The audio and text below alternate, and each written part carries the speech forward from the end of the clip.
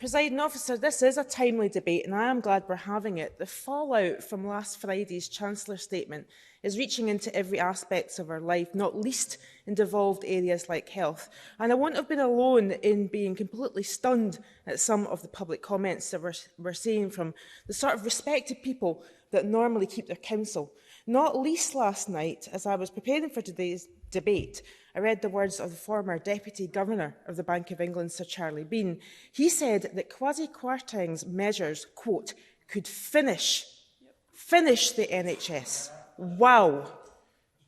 This warning should strike fear into every single one of us across England, Scotland, Northern Ireland and Wales, because we've all got our own national health services, but they're all at the mercy of decisions made by a reckless UK government who today we know have ignored the warnings from their own officials. Presiding Officer, this is not a good week to be a Tory. It's even harder if you're a Scottish Tory in this place, leading a debate in the security of the NHS in Scotland and the importance of investment in clinical and social care staff and measures to bring down waiting times and secure patient safety. Before I heard his speech, I felt sorry for Sandesh Gulhane.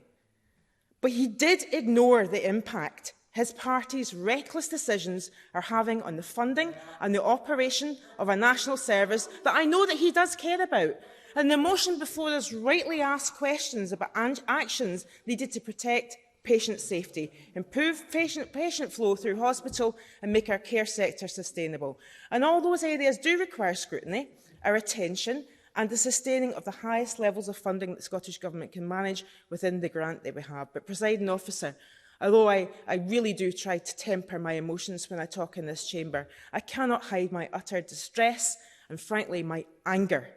My anger at the Conservatives, whose actions last week have caused immediate financial pain to our NHS already and are set to make the mental and physical health of our citizens even worse. Week after week, the Tories are on their feet telling patient stories. Miss Martin, if you just give me a second, can I just ask, if people want to make a contribution, they can of course stand and ask to make an intervention, but what I would prefer is if we just don't have constant comments when a member is speaking. Thank you. Week after week, the Tories are on their feet telling patient stories. We've heard one today, some of them are very distressing. But how will we make sure that every patient gets the health service they deserve and a long, healthy life? Is it by crashing the pound? Is it by giving more money to the super rich while asking the poorest whether they can heat or eat? Is it by letting inflation run wild and decimating budgets, from household budgets to government budgets? No, it is not. The Tories are demanding that we give the richest Scots in our society the same tax breaks that have been roundly condemned by the IMF, and a range of financial experts and many in their party disagree with them. Tax cuts that would leave the Scottish Government with less money to fund health and social care, in addition to all the other assaults on them. The rising costs of heating our care homes and hospitals, the impact of the cost of living on the mental health are a very important aspect of this, and the mental health of our own staff. And then, on the other hand, here they are in this chamber, making all the demands we heard in the opening speech.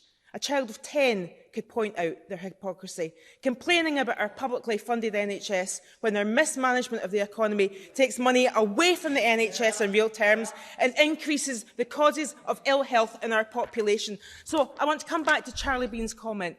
Is our NHS finished? No, not here in Scotland it isn't, because the majority in this chamber know that the way to protect the NHS in Scotland is to never have Tories anywhere near the decisions that affect it, whether in here or in Westminster.